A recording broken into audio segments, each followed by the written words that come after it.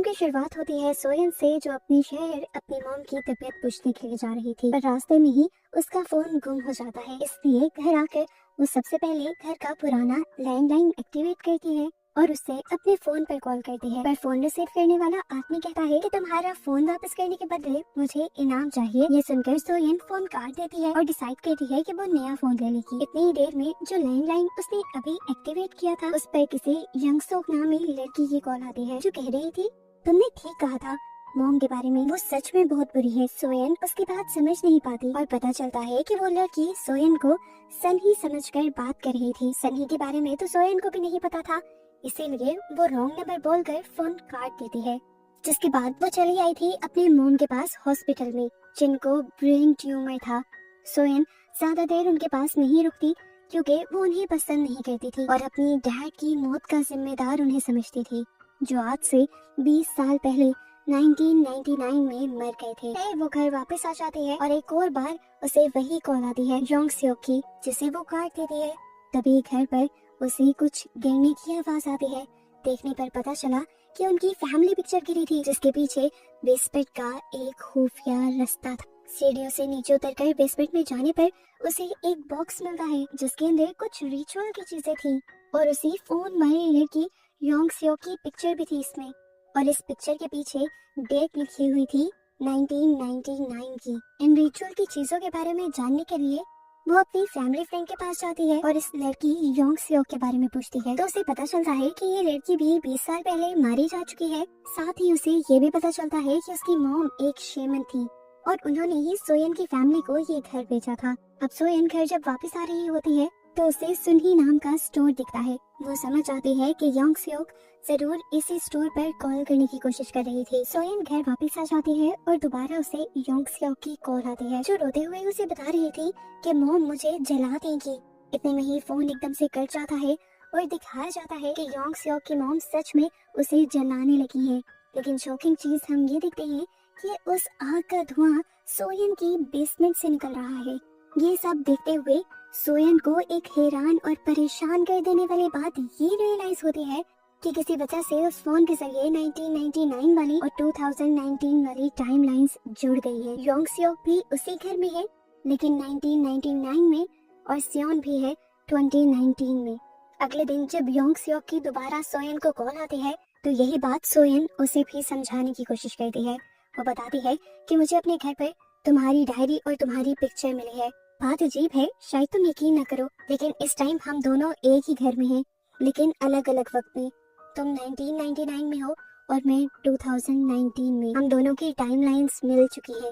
अब क्योंकि Yong Seok को उसकी बातें समझ नहीं आ रही थी तो वो रॉन्ग नंबर कहकर काटने की कोशिश करती है एक और। तो सोयन फौरन उसे रोककर कहती है आज 18 अक्टूबर है। 18 अक्टूबर 1999 को एक बहुत बड़ा प्लेन क्रैश हुआ था।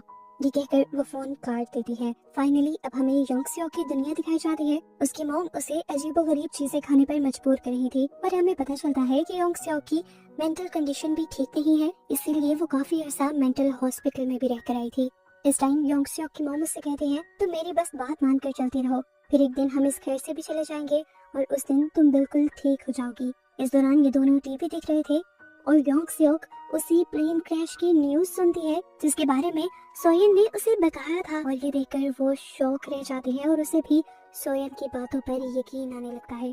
अब क्योंकि उसे सोयन पर यकीन आ गया था, इसीलिए वो दोबारा सोयन को कॉल करती है और ये दोनों अपनी लाइफ की बहुत सी बातें एक दूसरे से शेयर करने लग जाते हैं। योंग सियोक उसे बताती है कि मेरी मॉम पागल है, मेरे ऊपर रिचुअल करती है। उनको लगता है कि मेरी बीमारी रिचुअल्स करने से ठीक हो जाएगी, इसी वजह से वो अपनी मॉम से नफरत करती है। सोयन भी बताती है कि मैं भी अपनी मॉम से नफरत करती हूँ, क्योंकि उनकी वजह से मेरे डैड मारे गए थे। मेरी मॉम की लापरवाही की वजह से गैस स्टोव खुले रहे और फिर घर में आग लग गई, जिस आग में मेरे डैड मारे गए। अगले दिन हम देखते हैं कि 1999 में इस घर को विजिट करने के लिए सोयन की फैमिली आती है। छोटी सोयन को देखकर योंग सियोक समझ जाती है कि ये वही लड़की है जिससे वो बातें करती है, इसीलिए वो फौरन सोयन को कॉल मिला देती है और सोयन अपने डैड की और अपने छोटे होते की आवाजें सुनकर बहुत ही ज्यादा इमोशनल हो जाते हैं। क्योंकि वो टाइम उसकी लाइफ का परफेक्ट टाइम था। और इस सब के बाद योंग सियोक सोयन से कहती है, तुम्हारे डैड एक अच्छे इंसान है, मैं कोशिश करूंगी कि मैं तुम्हारे डैड को बचा लूं। जिस हादसे में सोयन के डैड मरे थे वो हादसा आज से 2 दिन बाद होना था। हादसे की सुबह को योंग सियोक चुपके से घर से भाग जाती है और सोयन के पुराने घर में जाकर वो गैस स्टोव्स ऑफ कर देती है, जिसकी वजह से घर में आग लगी थी। और उसके ऐसा करने की वजह से यहाँ प्रेजेंट के अंदर सारी रियलिटी ही बदल जाती है, क्योंकि पास्ट पूरी तरह चेंज हो गया था। सोयन की उदास सी दुनिया एक खूबसूरत दुनिया में बदल जाती है। उसके छोटे बाल लंबे हो जाते हैं, उसकी इस रियलिटी में उसके पास फोन आ जाता है, उसका खूबसूरत कमरा होता है, और सबसे बड़ी बात कि उसकी इस रियलिटी या कह लें इस लाइफ के अंदर उसके डैड भी उसके साथ थे। इसीलिए सब कुछ इतना परफेक्ट था। उसकी टांग पर कोई जलने का निशान भी नहीं था। सियोन ये देखकर बहुत ज्यादा एक्साइटेड हो जाती है और उसे ये भी पता चल जाता है कि पास्ट में किया हुआ चेंज पूरे प्रेजेंट को बदल रहा है, पूरे टाइम को ही बदल रहा है। सोयन अपने डैड से मिलकर बहुत ज्यादा एक्साइटेड हो जाती है, जबकि दूसरी तरफ हम योंग सियोक को दिखाते हैं जिसने अपने घर की दीवार पर एक हैंड प्रिंट बनाया था और अचानक से वो हैंड प्रिंट भी प्रेजेंट में शो होने लगता है। सियोन समझ जाती है कि पास्ट में छोटा सा चेंज भी अब इस प्रेजेंट को बदल रहा है। अभी तक टाइम में जितने चेंजेस हुए थे सियोन उससे बहुत ज्यादा सेटिस्फाइड थी और खुश थी, लेकिन पास्ट में योंग सियोक की लाइफ वैसे ही चल रही थी। उसकी मॉम उसी तरह उसके ऊपर टॉर्चर कर रही थी और उसकी जिंदगी खंडर थी। उस पर और भी बुरा ये हो जाता है कि योंग सियोक की मॉम को ये पता चल जाता है कि योंग सियोक किसी फ्यूचर की लड़की से बात करती है। इसीलिए वो सोयन से कहती है, तुम जो कोई भी हो मेरी बेटी की जान छोड़ दो। ये कहकर वो कॉल काट देती है और योंग सियोक के ऊपर अजीबोगरीब और ज्यादा रिचुअल्स करने लग जाते हैं। और इन रिचुअल्स को करते हुए उन्हें चेंज हुए फ्यूचर के कुछ विजन्स भी नजर आते हैं। योंग सियोक की मॉम की धमकियां सुनने के बाद यहाँ सोयन इंटरनेट पर इस घर की पास्ट हिस्ट्री को सर्च करने लगती है और उसे तब योंग सियोक की मॉम के बारे में पता चलता है, जिन्हें आज के ही दिन अरेस्ट कर लिया गया था क्योंकि उन्होंने अपनी बेटी योंग सियोक का मर्डर कर दिया था ब्लैक मैजिक करते हुए। घबराकर सोयन योंग सियोक को कॉल करती है और उसे ये बात बता देती है कि आज तुम्हारी मॉम तुम्हें मार देंगी। इसी डर में योंग सियोक जाकर छुप जाती है और दिखाया जाता है कि सच में योंग सियोक की मॉम उसे मारने के लिए आ रही थी, लेकिन इससे पहले वो मार पाती योंग सियोक उनका हाथ पकड़ लेती है और उनसे पूछती है कि आप ऐसा क्यों कर रही हैं। तो मॉम उससे कहती है क्योंकि आगे चलकर तुम बहुत से लोगों के लिए खतरा बन जाओगी, इसीलिए आज तुम्हें मारना जरूरी है। वो अब जबरदस्ती उसे मारने की कोशिशों में लग गई थी और यहाँ योंग सियोक अपनी जान बचाने के लिए अपनी ही मॉम का मर्डर कर देती है। उनके हाथ से उनकी छुरी को छीनते हुए उन्हीं को स्टैब करके मार देती है।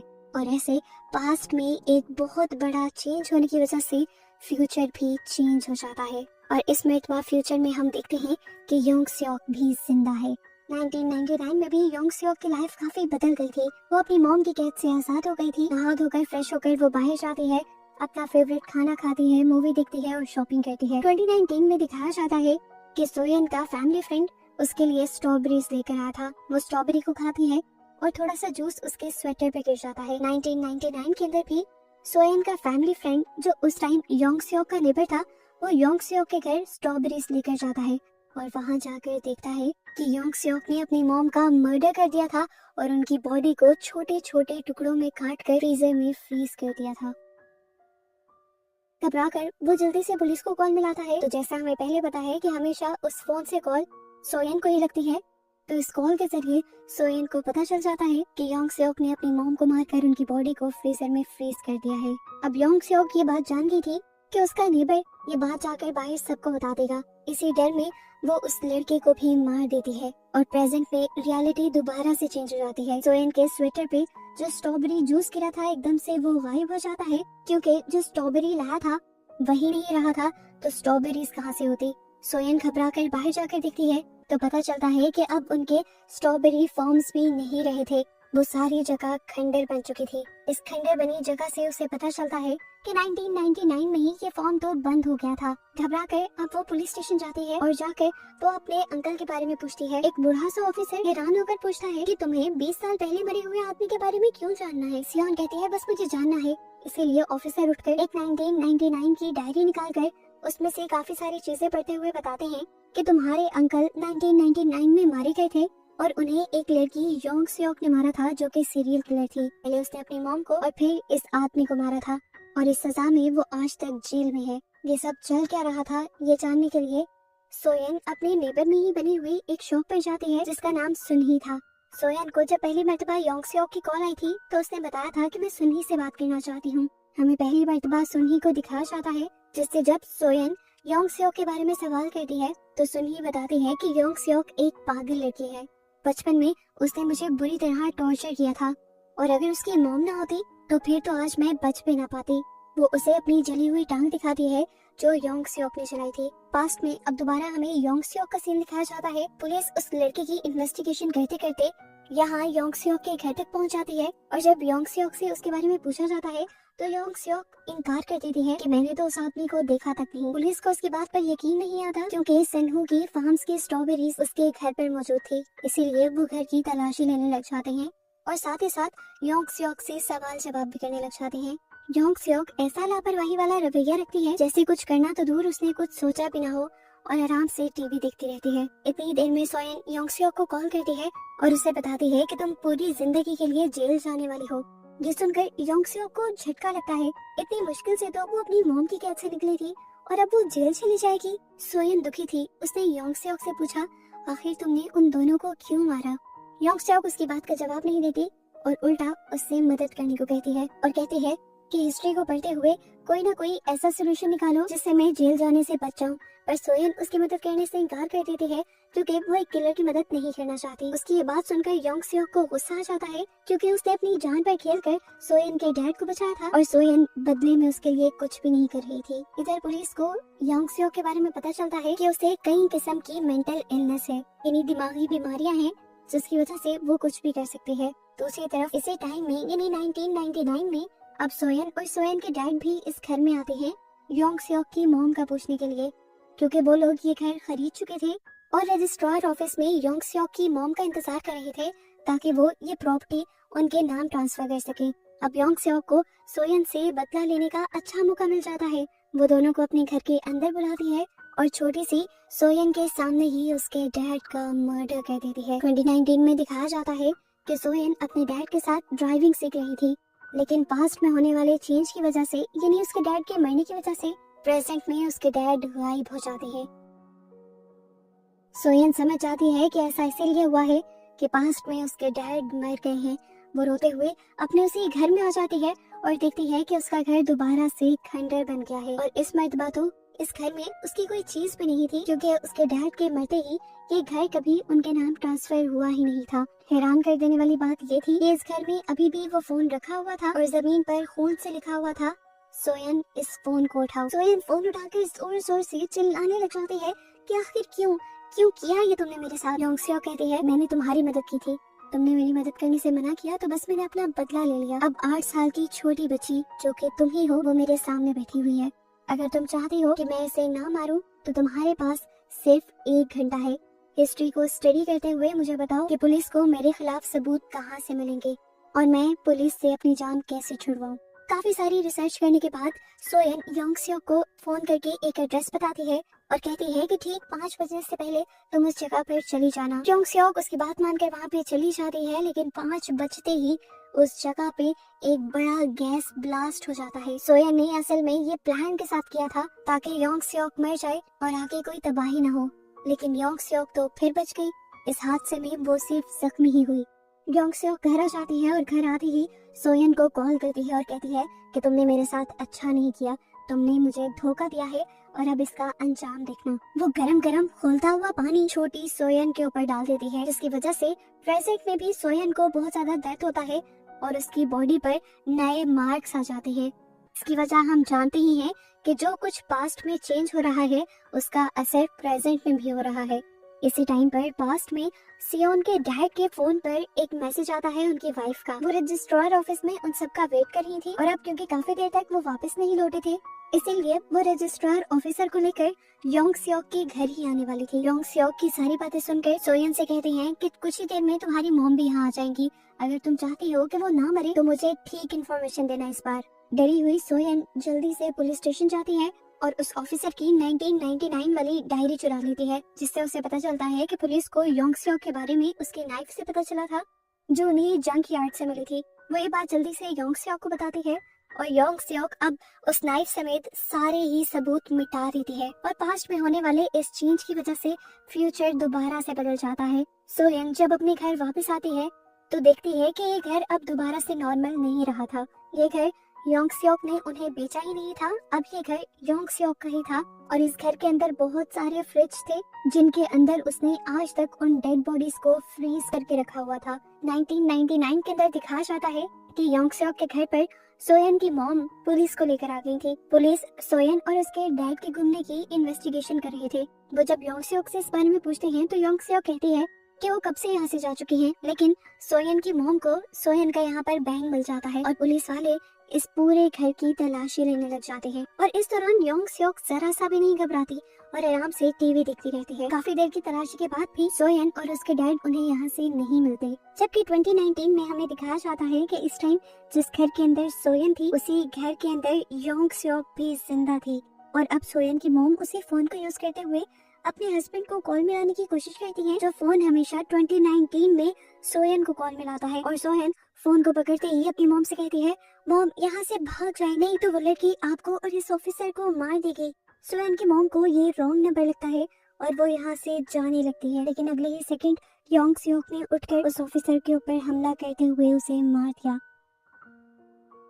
सोयन की मॉम को समझ आ गई कि जो भी फोन पे था वो सच कह रहा था, इसीलिए वो अपने आप को बचाने के लिए उसी फोन के साथ एक रूम के अंदर अपने आप को बंद कर लेती हैं।